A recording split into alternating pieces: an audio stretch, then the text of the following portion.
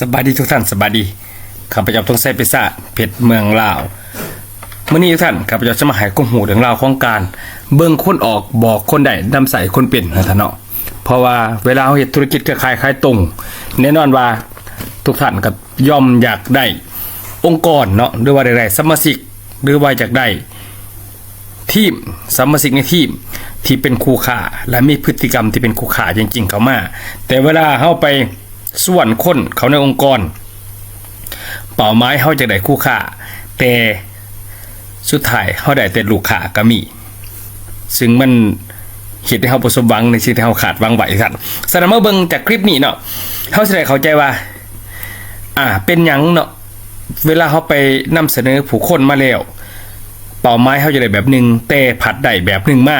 ซึ่งหลักๆแล้วคือเขาต้องหู้ก่อนเนาะทุกท่านว่าอยู่ในองค์กรของเฮามันจะมีคนทั้งหมดอยู่6กลุ่มด้วยกันตัวอย่างคือถ้ามีรหัสสมาชิกเนาะอยู่ในบริษัทเครือข่ายนั้นๆและบัดนี้สมาชิกก็มีอยู่ซ้ายขวาของท่านเนาะแต่ล่างถ้าเป็นแผ่นไบนารีก็มีฝั่งซ้ายฝั่งขวาที่เขาเกิดสมาชิกอยู่แต่ล่างย่าวเฟื่อยลงไปก็แล้วแต่เนาะที่เขามาสมัครนั้นเขาต้องเข้าใจว่าทุกคนแต่ละคนอยู่ในนั้นเขาจะมีบุคลิกหรือว่ามีวัตถุประสงค์ที่เขามาที่แตกต่างกันทุกท่านมันจะมี6กลุ่มด้วยกันเนาะกลุ่มที่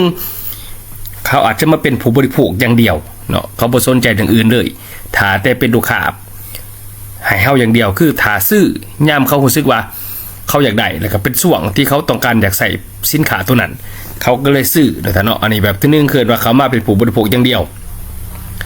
เนาะกลุ่มที่2แม่นเขามาเป็นผู้ขายอันนี้แม่นเขามาเป็นคู่ค้าแต่เขาจะเฮ็ดอย่างอื่นบ่ได้เลยเขาบ่สนใจอย่างอื่น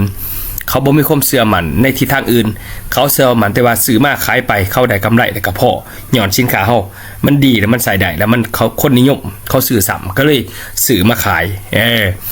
และกลุ่มที่3อยู่องค์กรเขาเกิดว่ากลุ่มผู้ขยายกลุ่มผู้ขยายนี่มันกลุ่มที่เขาเข้าใจแผนการตลาดเนาะเขาก็อยากได้ผลประโยชน์ทั้งการค้าหรือว่าทั้งแผนการตลาดของบริษัทของเขาก็มาศึกษาเฮ็ดเอาจากการขยายไหลล่าผู้คนเขาพังอย่างเดียวสินะหรือว่าข้อที่4คือระดับสูงขึ้นมาคือว่าอยากมาเป็นผู้สอนอยากมีบทบาทเฮ็ดหน้าที่เนาะเป็นอาจารย์สอนในเวทีแล้วก็เขาก็ได้บทบาทได้การยอมรับแล้วก็ได้รายได้จากระบบบริษัทเนาะจากการเป็นผู้สอนก็ได้เนาะและกลุ่มที่5แม่นมาเป็นผู้นำแม่นมาจัดประชุมมาค้นเขาหอบประชุมมาสร้างทีมสร้างองค์กรสร้างเป็นคณะเขาและเขาก็มีผลประโยชน์จากพังธุรกิจเนาะและกลุ่มที่6เป็นผู้บริหารอันนี้คือสูงสุดเนาะผู้บริหารคือเป็นบุคคลที่ปั่นองค์กรอยู่ฝั่งซ้ายฝั่งขวา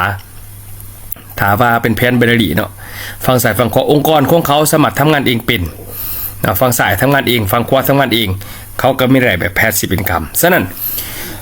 เขาต้องเข้าใจว่าคนเขามามันมีทั้งหมดอยู่6กลุ่มแบบนี้เนาะถ้าเขามีทางฝั่งซ้ายมีทั้งหมด6กลุ่มแบบนี้ต่างคนต่างเฮ็ดหน้าที่ของเจ้าของฝั่งขวาก็มี6กลุ่มดังนี้เนาะแล้วก็ต่างคนต่างเฮ็ดหน้าที่ของเจ้าของนะผู้บริโภคก็ซื้อกินซื้อใส่ไปผู้ขายก็ซื้อไปขายทำกำไรมีกำไรแล้วขายเบิดมาซื้อใหม่ขายใหม่สินะกลับไปกลับมากลับไปส่วนผู้ขยายก็เฮ็ดหน้าที่ขยายสมาชิกเขาพังงานเนาะขับเคลื่อนแผนการตลาดตามแผนธุรกิจเอาคะแนน PV มามีโบนัสต่างๆเข้ามาในกระเป๋าเนาะส่วนกลุ่มผู้สอนก็เฮ็ดหน้าที่ออกตารางประชุมลงพื้นที่ให้ความรู้และจัดคอร์สอยู่บริษัทให้ความรู้เนาะก็รับผลตอบรับหรือว่ารับรายได้ตามหน้าที่เจ้าของกลุ่มผู้นำก็มีหน้าที่ร่วมกันประชุมกันฟอร์มทีมสร้างทีมสร้างองค์กรขับเคลื่อนระบบบริษัทและแผนการตลาดให้เจ้าของมีรายรับจากทีมเนาะส่วนกลุ่มผู้บริหารก็มีหน้าที่ในการเนาะจัดระบบพวกเฮียนเนาะจัดคิวงานต่างๆเพื่อให้องค์กรเขาเจ้าสามารถทำงานได้ดีนับแต่การเปิดตลาดการตามตลาดการปั่นองค์กรการบริหารจัดการฟอร์มทีมเขาก็วางแผนตรงกันบริหารจัดการของประชุมบริษัทให้มีกิจกรรมเฉพาะทีมเขาอยู่ตลอดบอกถ้าเขามีฝั่งซ้ายมี6กลุ่มแบบนี้ฝั่งขวามี6กลุ่มแบบนี้นั่นก็หมายความว่าท่านก็จะมีรายได้แบบแพสซีฟอินคัมแบบตลอดกาลบ่มีวันตายจักเทื่อเนาะเงินทองไหลมาอยู่ตลอดเวลาเลยบ่มีวันสิ้นสุดไปแต่เขาต้องเข้าใจว่าเขาต้องปั่นองค์กร 6กลุ่มฝั่งซ้าย6กลุ่มฝั่งขวาแบบนี้เนาะบ่แม่นเอากลุ่มใดกลุ่มหนึ่งทุกท่านเนาะเฮาต้องเอาเบิดแต่เฮาสิเริ่มต้นจังไดแน่นอนว่าเริ่มมาสมิทเวลาเฮาสิส่วนคนเข้ามาเฮาก็อยากได้ผู้บริหารบ่ได้มาเนาะแต่ความจริงแล้วมันก็บ่ได้เฮ้ยเพราะว่าผู้บริหารนี่บ่สามารถที่จะไปหาได้ตามถนนหนทางหรือไปเก็บเอามาได้บ่มีแต่เด้อผู้บริหารต้องอยู่ในวงการธุรกิจนี่หลายปีแล้วก็ได้ลงเฮ็ดเวียกเองลุยเองทำเองเจอปัญหาเองแก้เองแล้วก็มีเป้าหมายอย่างชัดเจนแล้วก็เฮ็ดสร้างองค์กรแต่ละกลุ่มให้เกิดขึ้นเขาจังเป็นผู้บริหารได้บ่แม่นสมัครเข้ามาปึ๊บแล้วมาเป็นผู้บริหารโดดอยากเป็นแล้วเป็นโดดบ่มีเนาะมีแต่เขาต้องได้เฮ็ดต้องได้ทำต้องได้เก่ซะฉะนั้นเวลาเฮาส่วนเข้ามาเขาพังงานเฮาใส่กลุ่มได้ก่อนหมู่แน่นอนว่าทำยิดปั๊บนี่มันคือกับตัวเฮาว่าเฮาโฟกัสไปจุดใดถ้าเฮาโฟกัสไปที่ไปแก้ไขปัญหาให้สมาชิกด้วย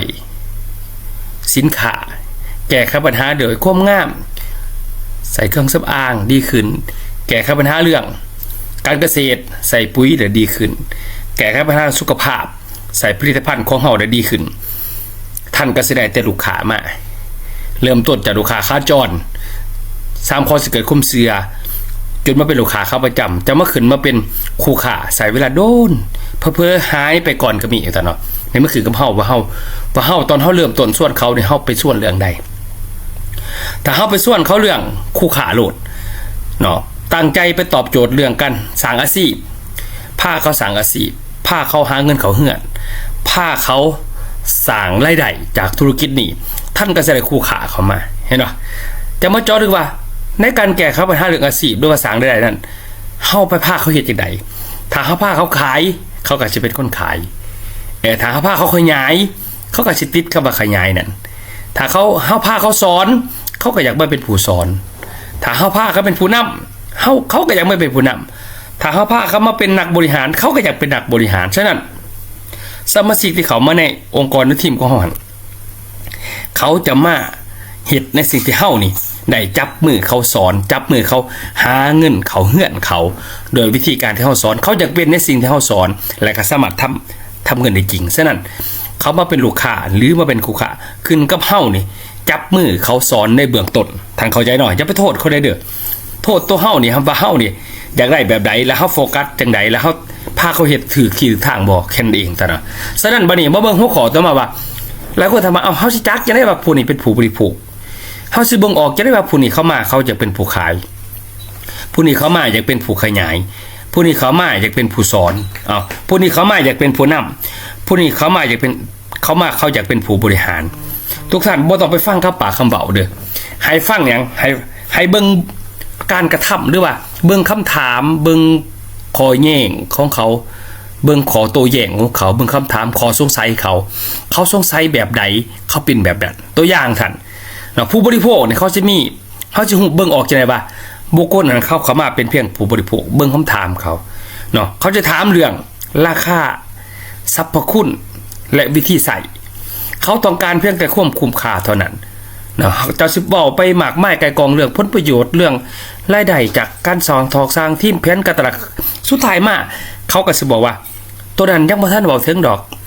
สินค้าถามมาใส่ดีซ้ำข่อยสิขายซ้ำสิเอารถเขาแต่มันใส่ดีหั่นน่ะเห็นป่ะถ้าเขาบอกออกมาแบบนี้แสดงว่าเขาเป็นผู้บริโภคเขาสิสนใจเรื่องราคาสรรพคุณดีบ่ดีมือใดจักมือใส่เห็นผลวิธีใส่จังใดบอกเขาซ้ำนี่พอเขาต้องการแค่เพียงเอาสินค้าไปและคุ้มราคากับเงินที่เขาจ่ายไปซื้อแล้วมีของแถมไม่ค่อยยังลุยเลยนี่คือว่าผู้บริโภคท่านเด้อผู้บริโภคมีโปรโมชั่นในเขาแต่ละครั้งเขาจะซื้อตามโปรโมชั่นคือว่าซื้อเอาความคุ้มเขาเจ้าเองนี่จากคำถามเขาแบบนี้คือว่าเขาได้ผู้บริโภคมาเดี๋ยวมาเบิ่งว่าเฮาสิฮู้จักได้เขามาเป็นผู้ขายเนี่ยเขาจะถามหาแต่ผลประโยชน์จริงๆของสินค้าว่ามันดีบ่มันต้องดีจริงเด้เพราะว่าคอยต้องไปขายนี่เขาต้องเอาหนาคอยไปเว้าดิถ้าคอยเว้าเขาเชื่อคอยเขาซื้อแล้วถามมันบ่ดีจริงดังว่าเชื่อมาบ่เลยเด้อเขาก็สิบ่เชื่อเฮามื้อหน้าสุดท้ายเขาสิขายบ่ได้แล้วของมันต้องขายง่ายราคาต้องจับต้องได้และสำคัญคือกำไรคอยต้องมีแล้วก็ถามว่าคอยขายไปแล้วรู้สึกว่าสะดุดเรื่องว่าคอยขายบ่เก่งคอยขายนั่นค่านี่เจ้าผู้ส่วนคอยมาขายเนี่ยเจ้ามีวิธีแนวใดที่จะขายซอยข่อย แล้วก็สามารถให้ข่อยเอาเงินหมุนกลับคืนมาหรือว่าคาถาข่อยสิเริ่มขายน้ำเจ้าเนี่ยเจ้ามีวิธีสอนข่อยแนวใดเนาะให้ข่อยขายได้แล้วก็ราคาขายนี่แนวใดราคาส่งแนวใดราคาพิเศษมีอีกบ่มีแถมนี่เพิ่มบ่เพราะเดี๋ยวข่อยทำกำไรเพิ่มเติมคันเขาทำแบบนี้คือว่าผู้ขายกันเด้อต่อมาผู้ขยายนี่เขาจะจักจะได้ว่าเขามาเป็นผู้ขยายการสังเกตคำถามขอสงสัยขอตัวแยกมันเดิมเบิ่งคำถามเขาผู้ขยายจะถามแนวใดผู้ขยายเขาจะถามหาแผนการตลาดของบริษัทว่าแผนจ่ายเงินต่างๆของเขานี่แบบใดมีจ่ายจักเปอร์เซ็นต์จ่ายจักสัตว์ได้เงินโบนัสจังไหนได้วันที่เท่าใดเขาจะถามตัวเรื่องเดี๋ยวนี้รวยจังใดต่างๆประมาณคะแนนแบบใดนะสุดนี้มีจักคะแนนเขาจะถามสิรถอันนี้คือนะผู้ขยายเด้อส่วนผู้สอนเขาจะจักว่าเขามากเขาเป็นผู้สอนนี่เบื้องจากใสเบื้องจากคำถามเหมือนกันผู้สอนเขาจะถามหาระบบประชุมถามหาหอบประชุมอาทิตย์หนึ่งจัดจักเถื่อเดือนหนึ่งจัดจักเถื่ออยู่บริษัทแล้วเขาสามารถเอามาจัดเองได้บ่สินะเขาจะถามหากิจกรรมต่างๆของบริษัทแต่ของทีมเขามีบ่แต่เขาจะจัดเองเขาจัดอยู่นี่ร่วมกันจัดดีบ่เขาจะถามหาแต่แบบนี้สิเลยเกินว่าผู้สอนเขาจะถามหาแต่ระบบประชุมส่วนผู้นำเนี่ยเขาจะถามหาอย่างผู้นำเขาจะทำหาระบบขับเคลื่อนองค์กรว่าบริษัทนี่มีระบบขับเคลื่อนองค์กรจังใดคนที่เขามาแล้วเขาเอาคนมาแล้วเขาต้องเคลื่อนเข้าไปจังใดจังให้เขาอยู่เขาจะถามหาการนำคนของประชุมนี่เขาร่วมกิจกรรมต่างๆนี่นำเขาจังใดบริษัทมีการดูแลบ่ทีมมีการซัพพอร์ตบ่วิธีจัดประชุมทีมนี่จัดจังใดประชุมองค์กรเขาจะจัดจังใดจัดอยู่ใสเขาเฮ็ดเองได้บ่เขาจะถามหาแต่ระบบประชุมเอิ้นว่าผู้นำถามหาวิธีค้นเขาร่วมกิจกรรมเกินมาผู้นำส่วนผู้บริหารนี่ผู้บริหารเขาจะถามหาความเป็นไปได้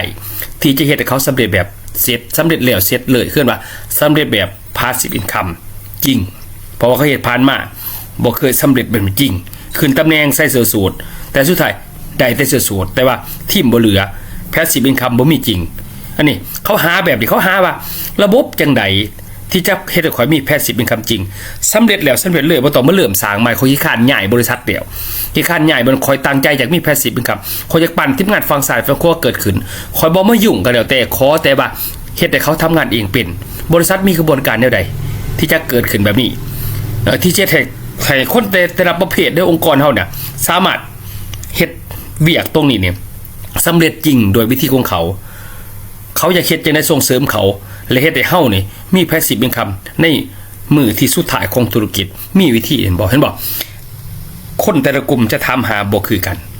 ทุกท่านฉะนั้นให้เบิ่งคำถามเบิ่งขอสงสัยเบิ่งขอตัวแยกแต่เด้ออย่าสิเบิ่งจากคำเว้าของเขาว่าเขาอยากเป็นโน่นเขาอยากเป็นนี่บ่ได้ท่านเนาะอันนี้คือฝากให้คิดเนาะท่านเนาะถ้าท่านคิดเป็นคิดได้นี่คือทางที่ท่านพาท่านประสบความสำเร็จแล้วเสร็จจริงในธุรกิจ